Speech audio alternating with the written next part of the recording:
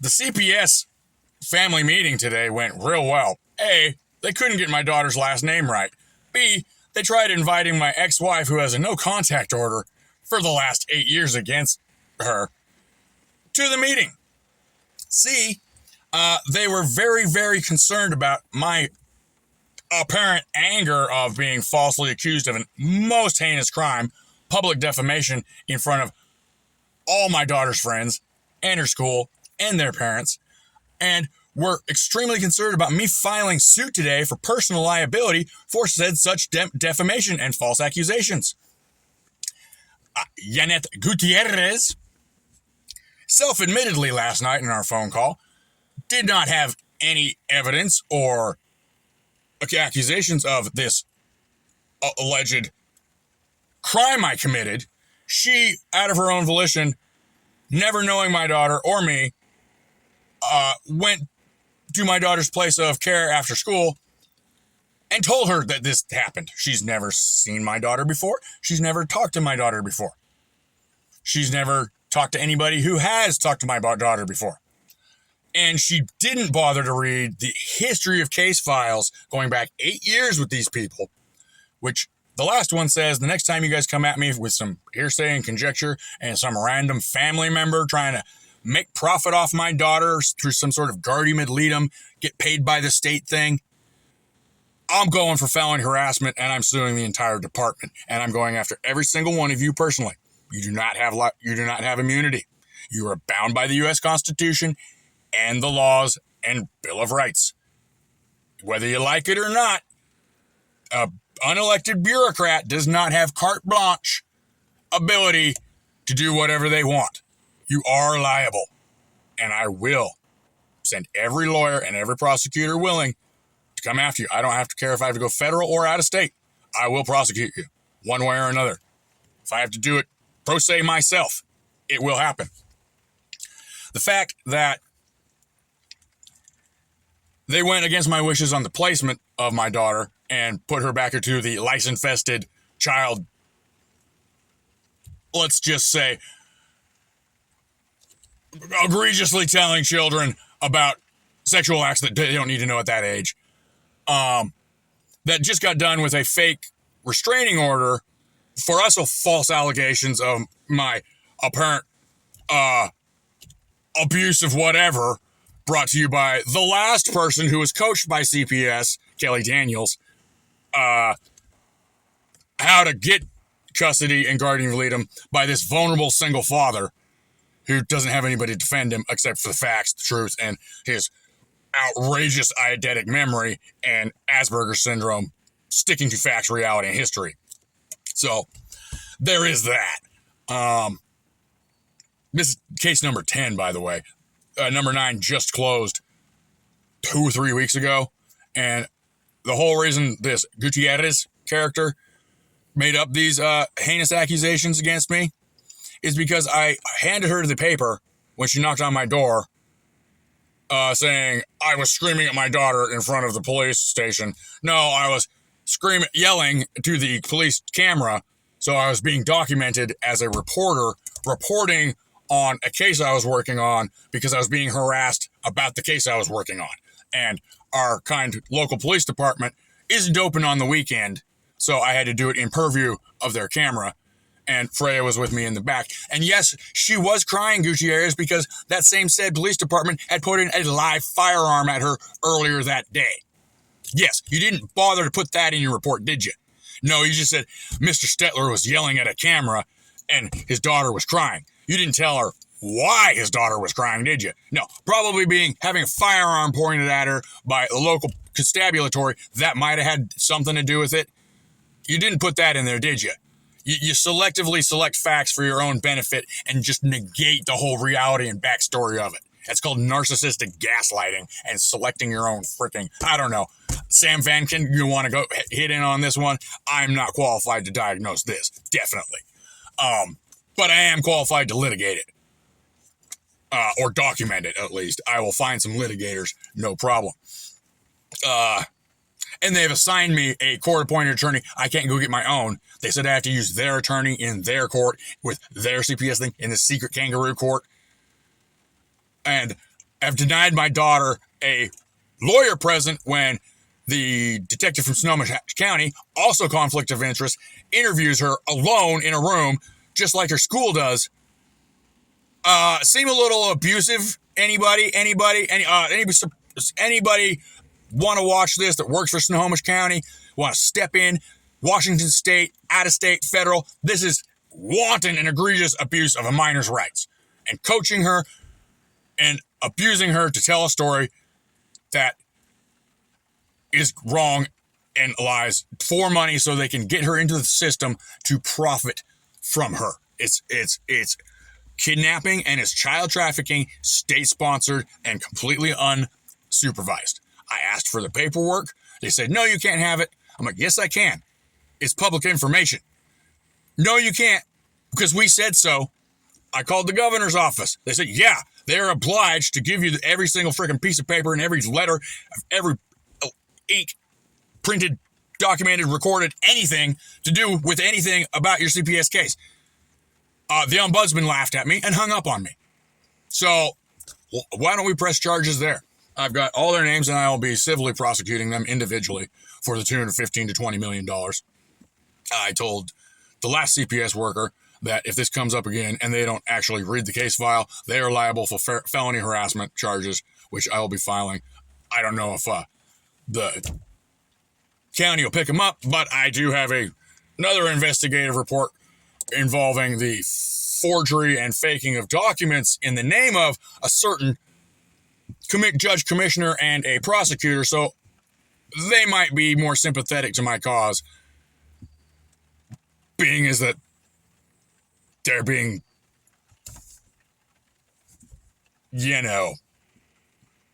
impersonated, we'll say, by a certain health department, so to say, of which DCYF is also a part of. Yeah, there's some dots that need to be connected there. I wouldn't presume to assume that Tamara Kepler and Justin Dawson, Health and Human Services, have anything to do with Gutierrez and Grace Sorensen, the team, or Kelly Daniels, or Claudia. What was her last name?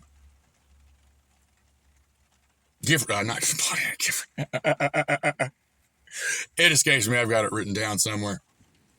But yeah, also conflict of interest. This same office of Monroe CPS workers. I'm at this point, I've defeated 4 cases with them in the school through facts, logic, and me being a good father. They've got it out for me. Now it's vendetta. I swear to God, they've got a bingo card on the wall. Whoever comes into this office next, let's have a whack at Mr. Stetler, see if you can defeat him with whatever bullcrap, hearsay, and nonsense. And they're piling it on hard now. Now they're calling sexual misconduct, which would never happen. I've gone to jail defending my daughter against sexual misconduct. I took a false felony harassment charge. Cleared, absolutely, no felony harassment because I didn't do it. But I told a purported sexual statutory rapist who was living adjacent to me at the time that in no way, shape, or form is he allowed near my daughter on the Friday, Saturday, Sunday that my daughter's coming over. He went and made up some heinous allegations and some comic book narration of how I threatened his life and Thor pounded his dashboard and then it was his trunk and then it was his hood, and it changed 3 times between police report and restraining order and other report, and it hearsay and nonsense. The judge dropped it immediately because they knew it was fake, and the imaginary anime cowboy bebop folding sword thing, like, give me a break. And that was dropped immediately. I defeated that and his BS restraining order, of which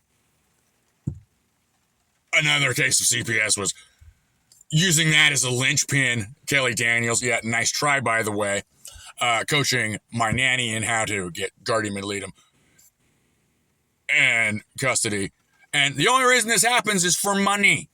They get paid for putting kids into the system. They pay guardians ad litem for the adoption. $4,000 to $7,000 if you're getting guardian ad litem and adoption paperwork.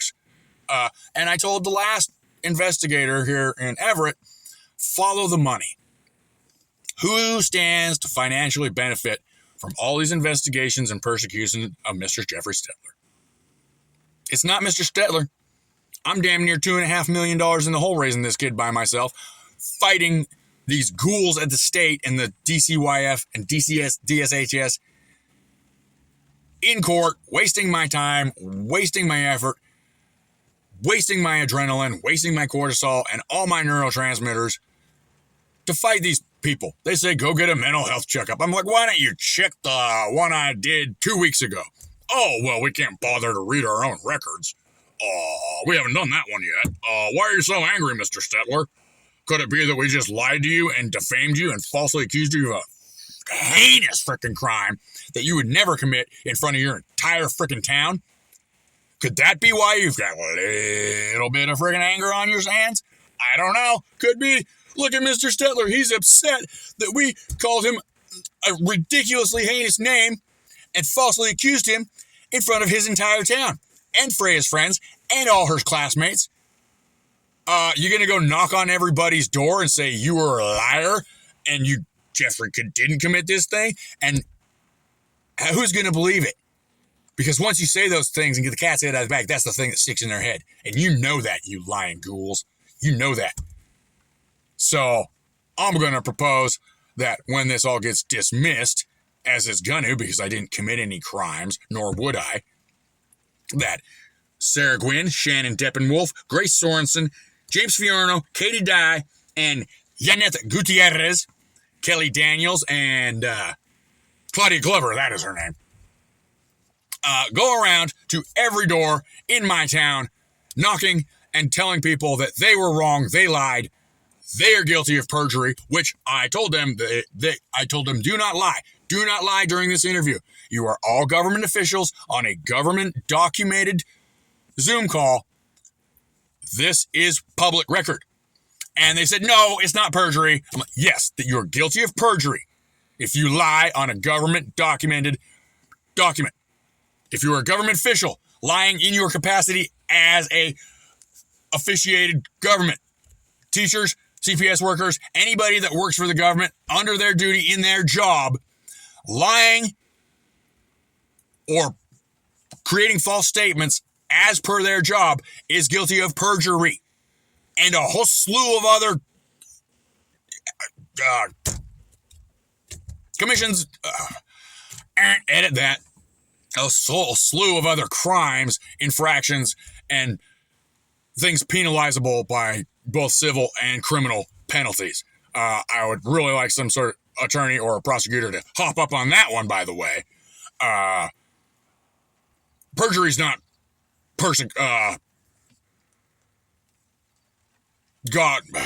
edit, stop.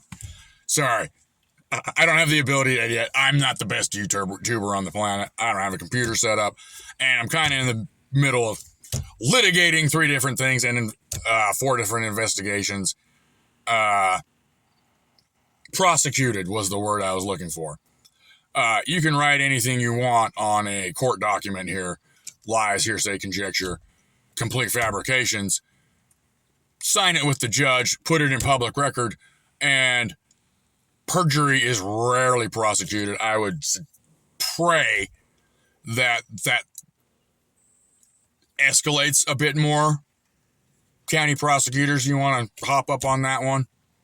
You know, I know you're going against your own governmental agencies here, but, you know, lying on paper in a government purviewed action, it tends to be a felony. You know, just saying.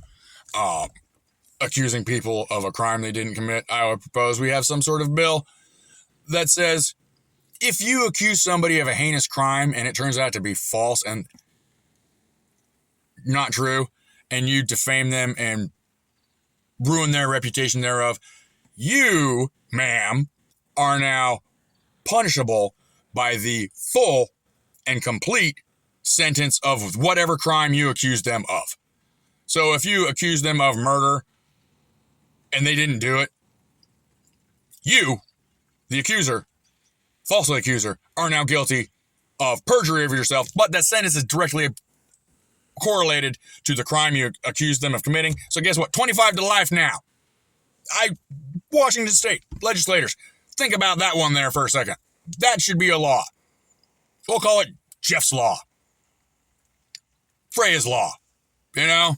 No, Freya's Law needs to be DCYF if and then when the 10th, 11th, 12th case of DCYF investigations comes about and you have not read your prior investigations and you just go willy-nilly, I've got a vendetta, we're going to get this man, and make up hearsay and conjecture and heinous acts, you're relieved of your job, banned from public office, banned from public employment for life.